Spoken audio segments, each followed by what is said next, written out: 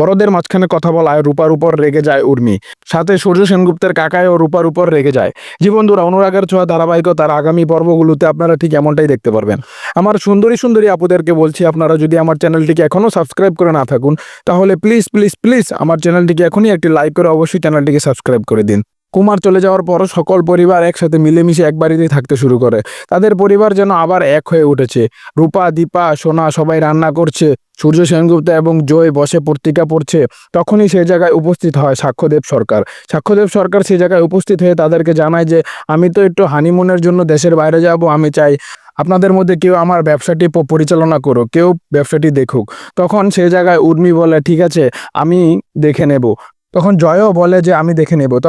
তখন জয়ের কাকাই বলে আমার মনে হয় যে তুই এই দায়িত্বটা না নিলেই পারিস, কারণ তুই কদিন আগে যা কাজ করলি। তখন জয় বলে তোমরা কি এখন ওসব কথা মনে রেখে নিয়েছো?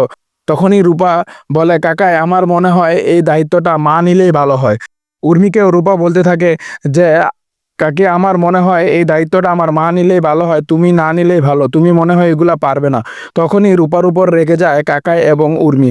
উর্মি বলে ছোট মেয়ে, সব বিষয়ে কথা বলতে আসো না, তোমাকে এই জায়গায় কেউ ডাক দেয়নি, তুমি নিজে থেকে কেন আগ বাড়িয়ে আসছো? সকল বিষয়ে মাথা ঘামানো তোমার দরকার নেই, এখানে বড়রা রয়েছে, তো বড়রা কথা বলছো, তুমি ওদের মাঝখানে কেন কথা বলছো? তখন উর্মির সাথে কাকাইও জবাব দেয় যে হ্যাঁ ঠিকই তো বলছে, তুমি সবার মাঝখানে কেন কথা বলো? তখন কাকিয়াও বলছে তাকে গিয়ে হ্যাঁ তুমি সবার মাঝখানে কেন কথা বল? তখন দীপা সবাইকে সামনে লাই যায়, ও বুঝতে পারেনি ছোট মেয়ে তাই কথা বলছে। তখন সূক্ষ্ম সেনগুপ্ত আমি তো এই জায়গায় এসেছি আমার ব্যবসাটি কেউ পরিচালনা করার জন্য, কারো মধ্যে যাতে মারপিট না লাগে সেজন্য আসেনি। তখন রূপা তার নিজের ভুল বুঝতে পারে যে হ্যাঁ আমার মনে হয় এখানে কথা বলা উচিত হয়নি। সূর্য সেনগুপ্ত রূপাকে বলতে থাকে যে হ্যাঁ মা তুমি অনেক ভালো কাজ করেছো।